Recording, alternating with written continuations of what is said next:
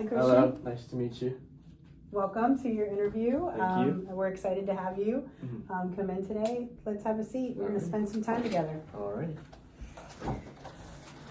All right, Christian. So we're going to spend about 20 minutes together just asking you questions in general about why you want this position. Okay. Sounds good. So you getting ready? Yep. All right. So this, as you know, this position is for a store manager position.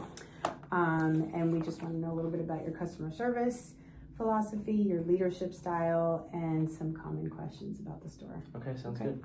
All right. So can you tell me about yourself and what interests you in applying in this position? Well, I've been at the store now for a few years. It's an opportunity to move up. I really enjoy baseball. It doesn't feel like a lot of work to me. So as in going to work, having to wake up and all that stuff. So in order to move my way up in the company, this seems like the good step in the right direction, and see how it all works out, and hopefully I can do a good job for you guys. Do you have experience with baseball? I do, yes. I played baseball pretty much my entire life from about 4 years old to 18, and as soon as I was done playing, then I got hired at the store that we're at now, and just trying to move our way up, and I really enjoy it. Okay, thank you. Mm-hmm. Why do you want to work in a baseball sporting goods store rather than another retail environment? You kind of said it. I feel more personal with it. I'm speaking from experience. One, I'm working at a different retail store. I don't necessarily know a lot about clothing or whether you're selling boots or anything like that. I played baseball my whole life, so it makes it real easy for me to be personable. And speaking from experience, I know what somebody likes and what they don't like. Or I can kind of cater to where they're going, whether it's not me specifically. I might have some friends that still play, or even people that I might know outside of it, that make it a little bit easier for me to approach a conversation with somebody, because I'm speaking from experience. Okay, thank you. Can you tell me about a time when you went above and beyond for a customer?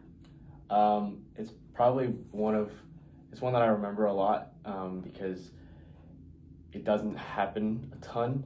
It's happened to me a couple times, where a kid comes in and he needs everything, which is pretty normal. But then on top of that, the kid himself was very shy and didn't really want to talk to me a lot. So we got him through it. Like I said, from experience and stuff like that, you just kind of can make yourself a little bit more personable to the kid. And I think I work well with children as well, especially at our store. We still have people from all the way from T-ball all the way up to professional players, so you have to be able to have a good range, as you know. Okay. So it makes it a little bit easier that way. But as the kids started going, getting through the gloves and the bats and the helmets and stuff like that, the kids started to be a lot more open to me about it. And then the next day, he went to practice for the first time, and he came back in and said he needed some. He wanted like a cool looking batting glove, because his mom said that he couldn't get one because it was wait till you get to that certain point to see if you can get it. And I had some behind the counter that a kid had just returned, and so I ended up giving it to him just because it made the kid happy and stuff like that. And then later on that season, he ended up making the All-Star team. He didn't come in to buy anything, but he came in just to say thank you, and his mom had a video of his first hit and stuff like that, so that was really actually pretty cool. That's nice. Makes you feel good too. Yeah. Can you tell me about a time you had to work with a difficult customer, and how did you handle that? I think a lot of people come in with a bad mindset. You can deal with people. One, you can deal with parents that aren't really happy with their children, because we get a lot of, they forgot their socks, or they forgot their belt, or they're wearing the wrong color pants, or they're at the tournament, because we're in a very big hot spot here in West Palm, so it takes people travel a lot, so you're very forgetful. So it's real easy to like match people's energies, but especially with us, you can't really do that, because you just start escalating the situation, and if you're just as much upset as somebody else is, then it's not going to work well. So those situations specifically, there's not one that real stands out to me, because everybody's been somewhat simple. But you do get a lot of frustrated parents, not so much mad, but frustrated. Okay. So you kind of just reassure them that it happens, and it'll be their game in a second, and we kind of treat it as almost a drive-through of such, to where I need navy pants, I need navy belt, navy socks. Okay, well, me or the other coworker that's working, we hear that, we go straight over to the socks rack or the belt rack, grab what they need, and that way they're in and out within 2 or 3 minutes, and they, in the back of their head, they thinking, oh, that was real nice of them, and they're gonna want to come back for a nice, easy fix. If you gotta walk into a Dick's Sporting Goods or anything like that, you're so consumed by a lot of things where you can just kind of do it as a drive-through. It makes it real simple. So you kind of just try to diffuse the situation, make it as quick for them as possible, because obviously they don't want to be there. As much as cool as our store is, some people just want to be in and out, so you kind of got to get the people in and out. Absolutely. All right, thank you. Can you describe a time when you had to solve an unexpected problem during a busy shift? It's happened a few times, but catcher's gear has to be the most breakable position, because you're getting every ball, thing like that. So a lot of bolts pop off and stuff like that, and they're quite dirty too, so that's not real cleanly. But we had a store full of customers, and a bolt popped off the back, and I was helping somebody, and my coworkers helping somebody as well. So we kind of had to grab a helmet, figure out what bolts came to it, and kind of almost rig it to make it work. We had some extra bolts that we could use on those helmets. So you kind of just put people to the side for a second and say, let me help them out real quick. And a lot of people are very understanding. Good thing is that we were breaking off in a different section. So somebody bought a glove already, we needed to break it in. Okay, you can stay in the steamer while we're breaking in the glove for about 10-15 minutes. As we break it in, we can kind of rotate and kind of see what all goes on with the helmet. And you kind of just, like I said before, you kind of just stay calm and see how it all goes. And helps out in the spring sometimes when you're busy, because people need stuff real quick. Okay. Can you tell me about a time when you had multiple priorities competing for your attention? You kind of just talked a little bit about that. How do you stay organized? I think the good thing with me is I have a little bit of OCD, so I kind of lend people in different directions, and if you approach people with the right thing, kind of point them in the right direction, a lot of the stuff is very self-manageable. I think our store is really organized, so it's easy to consume. So if you point somebody in the right direction, everybody can kind of figure it out on their own. Some people might need a little bit extra help, and that's when that's your priority, when people need a little bit of extra help. So kind of just create it in tiers. We have regulars, so people know what they're doing. You greet them, and then they know what they're doing. But somebody that's in there for the first time might not know exactly where everything is, like would be this situation. So you kind of just put them at the top of the priority, make sure they come back. Okay. Can you describe a time you made a mistake at work and what you learned? Pretty big one, but I've learned that everything has a solution. So it's good not to freak out initially, and just everything does have a solution. Our credit card machine is very old, so it's easy to make mistakes when you have to punch in 2 numbers and do the whole thing. Where I didn't charge a lady like an extra few cents. It was instead of I think 116.14, it was 116.28 or whatever it was. So we were about a few cents off.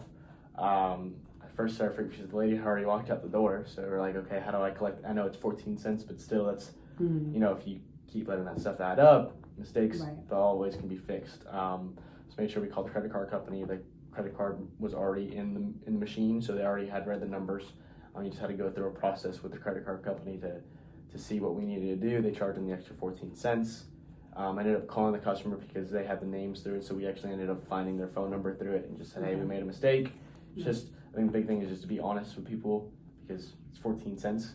It's not like it was 100 and something, but even if it was, as long as you're honest with people, they can see our 2 itemized receipts are completely different from each other. You can see that one receipt says a different number than the other.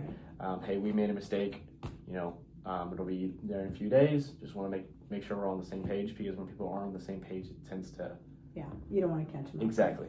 Okay. So a customer, this is a scenario question for you. A customer wants to purchase the most expensive bat, but after asking questions, you realize that it's not legal for their league. What do you do? This is actually a really common one, actually, because as you know, there's different sanctions for every league. So there's a rec bat, which kids are using when they go sign up at Phipps Park at Healy, and then there's travel bats. Well, it happens more times than you would think, but they go to our competitor, which would be Dick's, and they buy this bat, and they say, oh, I can't use this.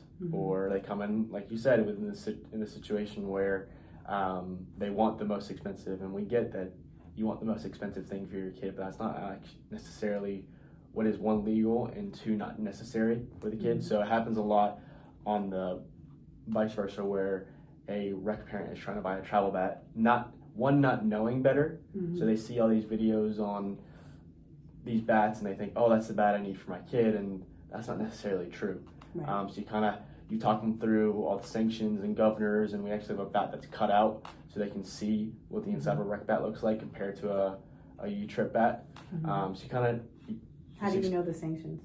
they have different letters, different stamps on the bats, and they're actually organized in our store in different sections. So you kind of just point them in the right direction. Especially rec bats, there's not really a difference between a lot of them.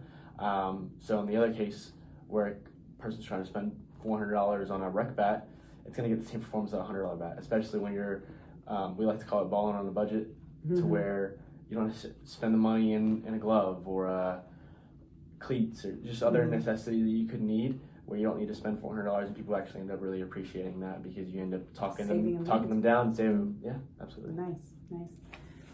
All right. What do you believe are the 3 most important qualities of an effective store manager?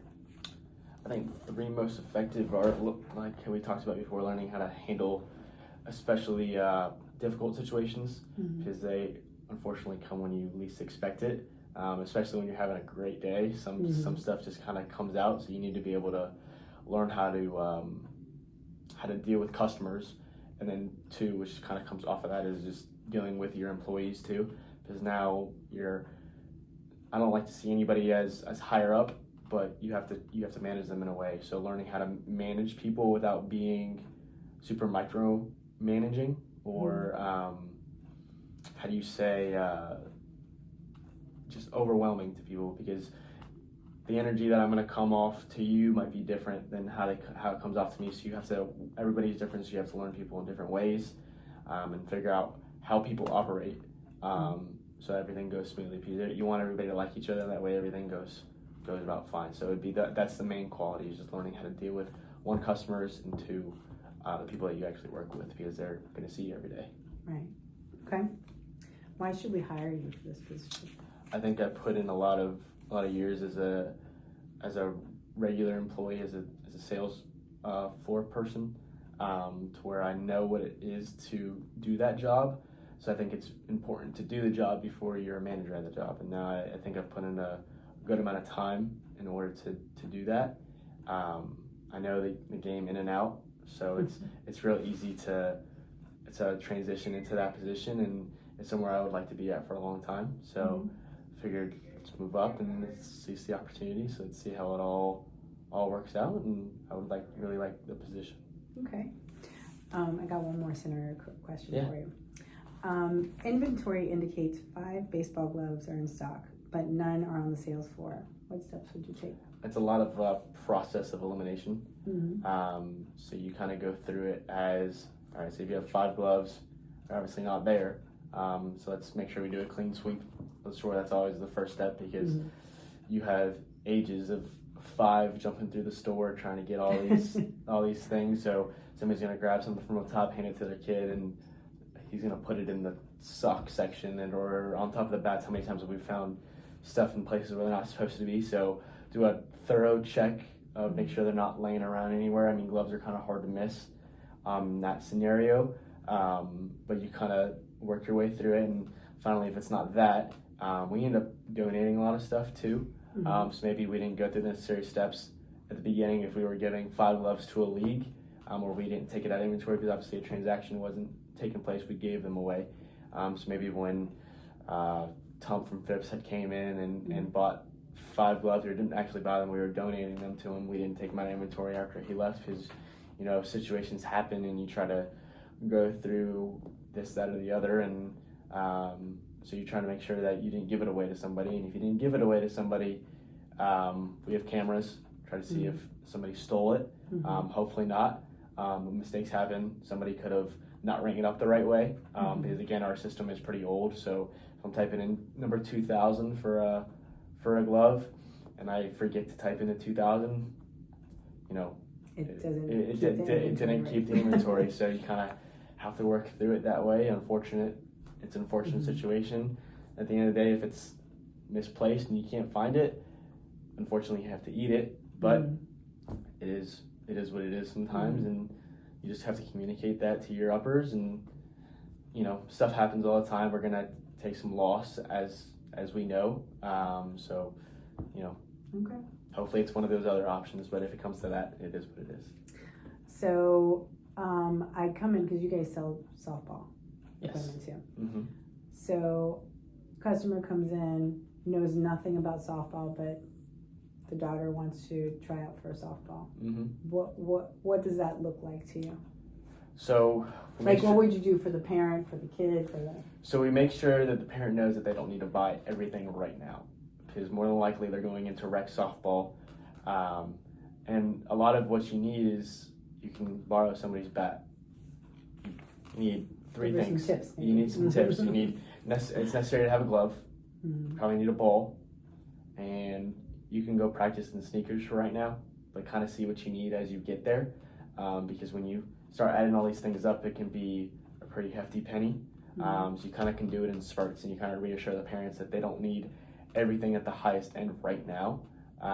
They need a helmet, they need a glove, and maybe a pack of gum to keep them afloat for a little bit, just so the kid's happy. Because you're kind of satisfying two things. You don't want the kid upset because the kid wants everything in the store. Right.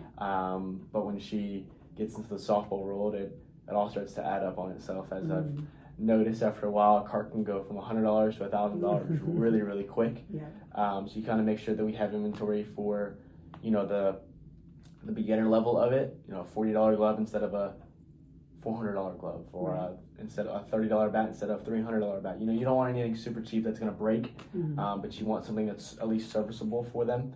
So you can kind of give them a little taste that you're going to keep coming back, because you want somebody that's going to help, that's helped you out. So I have my own customers, my coworkers have their own customers. So you kind of just reassure the parents that they're going to spend some money in it if they really like it. Right. But just to make sure that they really do truly like it. Even though we are a baseball store, I think it's important for kids to play all sports, just so you're resting other muscles and doing things, whether that's basketball or football. So this isn't their full-time sport as of right now, and usually when they're getting into it for the first time, they're really young. So you kind of reassure them on that let's throw some in there. So fall's now, spring's later. They're going to go play in the summer. They'll go play some travel ball. And they like it better that way when you kind of diffuse it. Okay. All right. So you said you've been at the store for a little while now. Can you tell me about anything innovative you've come up with since you've been there? So I actually took some convincing from the owner, but I created the first website. We already had a website there in place, but actually adding products to it and organizing it and getting the Instagram back up to it, which is connected. The Instagram and the website are connected. We did a lot of sales the first year. I think about 220 sales the first year, made about 40 grand in that time span, which wasn't even a full year. That was May to December. So I only got about 7 months in that, which I thought was really, really good. We got kind of lucky with some sales stuff that we had, but I think that was really important for the store. It's not so much on the 2027 stuff. Yes, we're going to put on the website just so people know that we're there. But everybody's always looking for a sale. So if they look up something that's 2 years older model, we obviously still had some in a different size or whatever. We were able to dump a lot of that stuff for a cheaper price, not at full cost, but able to get rid of some inventory, be able to bring in some newer stuff, which helped our inventory that way. And then just posting on Instagram a lot, just making sure we're showing up on people's feeds. As I was an employee, before I did this interview, they made a joke as the IT department, which we don't technically have one, but there was a lot of, as soon as I started doing the website stuff, everything started to go. And then we've had people come in with the picture on their phone. I'm looking for this glove. Okay, I have it right here. And that kind of kills a lot of The online wasted time that a customer would need. Instead of looking through everything, they can we're not open obviously at midnight, but that's when people get their funny ideas. And they, I'm going to go buy a glove tomorrow, so they can scroll and see which one they want. And that way they see that one there. And if they want to order or pick it up or however they want to do it, we've sold everywhere in Florida, but we've sold stuff to California or to Oregon. So we kind of just do it that way, just kind of work out the stuff with the UPS. And it took some time, but I think that really was beneficial for the store. Nice. Love that. Okay. So is there anything else you'd like to add about your experience or anything? I think I touched on a lot of it. I just have one question for you just to see how this position will go. We talked about pay already, obviously, when I signed up for it and what it entails, but how does the training go and how will that operate? Okay, so we do have a management training program that will take you through like store operations, customer service, which you obviously have, product knowledge, which you have, sales and merchandising, which you have, but more of the business management and like the leadership management, because you would be going from being part of the sales team to now managing that sales team, being responsible for your reading reports and monitoring performance and budgets and things like that, payroll, things that you may not be part of right now at your level, but we'll take you through that whole process. Gotcha. That sounds good. That sounds like a good time. Yeah, absolutely. It's the next step up from the position that you have. So thank you so much for coming in and chatting with me today. Thank you. Letting me get to know you a little bit I really better. appreciate it. Thank No you. problem. Did I get to 20?